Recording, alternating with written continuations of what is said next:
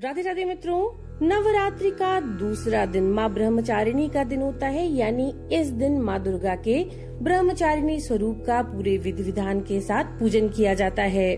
दोस्तों, माता के इस स्वरूप को ज्ञान, तपस्या और वैराग्य की देवी माना जाता है और छात्रों के लिए इनका पूजन बहुत ही शुभ फलदायी माना जाता है।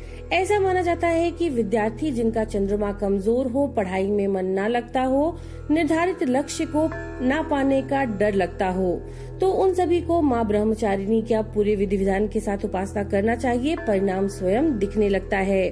तो दोस्तों, नवरात्रि के दूसरे दिन माँ ब्रह्मचारिणी की आराधना हमें कैसे करना चाहिए? तो माँ ब्रह्मचारिणी की आराधना करने के लिए दूसरे दिन रात को 8 बजे से 11 बजे के बीच स्नानादि करके सबसे पहले तो शुद्ध हो जाइए। फिर पूजा के लिए स्वयं सफेद या पीले वस्त्र पहने। इस बात का ध्यान रखें कि पूजा, मंत्र, जप सभी कुछ रात के 8 से 11 के बीच आपको कायदे से करना चाहिए। फिर माँ दुर्गा के मंदिर में जाकर के या फिर घर में ही पूजा स्थल में माता के सामने पीले कपड़े का छोटा सा आसन बिछाइए और उस पर पीले चावल की ढेरी बनाकर माता के प्रतीक के रूप में स्थापित करें और एक ओर गाय के घी का दीपक जरूर जलाएं और दूसरी तरफ तांबे का एक कलश भी नारियल के साथ स्थापित करें। कलश स्थापना तो आपने पहले दिन कर ली होगी। इसके बाद अगर गंगा जल हो तो आसपास थोड़ा सा गंगा जल छिड़क लीजिए। फिर एक कुशा का पीला आसन बिछा करके बैठ जाइए। माँ ब्रह्मचारिणी को सफेद पदार्थों जैसे मिश्री, शक्कर और पंचामृत का भोग जरूर लगाइए। विद्यार्थी वर्गों को, जो विद्यार्थी वर्ग के लोग हैं, उन्हें अपने स्वादिष्ठान चक्र पर माता की प्रकाश ज्योति का ध्यान करते हुए मन में जो भी कामना हो माँ ब्रह्मचारिणी से उसके लिए प्रार्थना करनी चाहिए।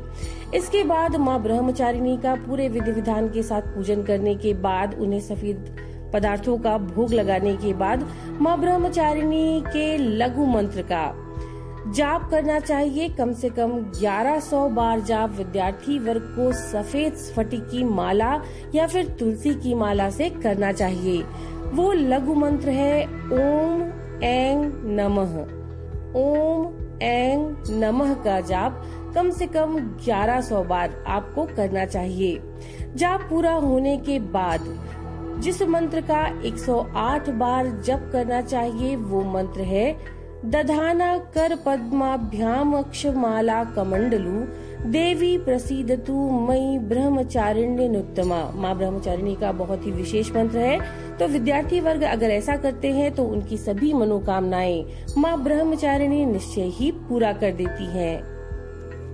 तो चलिए शुरू करते हैं माँ ब्रह्मचारिणी की कथा। पूर्व जन्म में देवी ने हिमालय के घर पुत्री के रूप में जन्म लिया था और नारद जी के उपदेश से भगवान शिव को पति रूप में प्राप्त करने के लिए घोर तपस्या की थी। इस कठिन तपस्या के कारण ही इन्हें तपस्चारिणी अर्थात ब्रह्मचारिणी के नाम से जाना गया। 1000 वर्ष तक इन्होंने केवल फल फूल खाकर बिताए और 100 वर्षों तक केवल जमीन पर रहकर शाक पर निर्वाह किया। कुछ दिनों तक कठिन उपवास रखे और खुले आकाश के नीचे वर्षा और धूप के घोर कष्टों को सहा। 3000 वर्षों तक टूटे हुए बिल्व पत्र खाए और भगवान शिव की आराधना करती रहीं। इसके बाद तो उन्होंने सूखे बिल्व पत्र भी खाना छोड़ दिया। कई हजार वर्षों तक निर्जल और निराहार रहकर तपस्या करती रहीं। पत्तों को खाना छोड़ देने के कारण ही इनका नाम अपर्णा पड़ गया। कठिन तपस्या के कारण देवी का शरीर एकदम क्षीण हो गया। देवता, ऋषि, सिद्धगण, मुनि सभी ने ब्रह्मचारिणी देवी की तपस्या को अभूतपूर्व कृत्य बताया, सराहना की और कहा, हे देवी, आज तक किसी ने इस तरह की कठोर तपस्या नहीं की। ये आपसे ही संभव थी। आपकी मनोकामना परिपूर्ण होगी और भगवान चंद्रमौली शिवजी आपको पति रूप में प्राप्त होंगे। अब तपस्या को छोड़कर घर लौट जाइए। जल्द ही आपके पिता आपको लेने आ रहे हैं। माँ की कथा का सार यह है कि जीवन में कठिन संघर्षों में भी मन को विचलित नहीं करने देना चाहिए, नहीं होना चाहिए। माँ ब्रह्मचारिणी देवी की कृपा से सर्व सिद्धि प्राप्त होती है। तो ये थी माँ ब्रह्मचारिणी की कथा। नमो नारायण।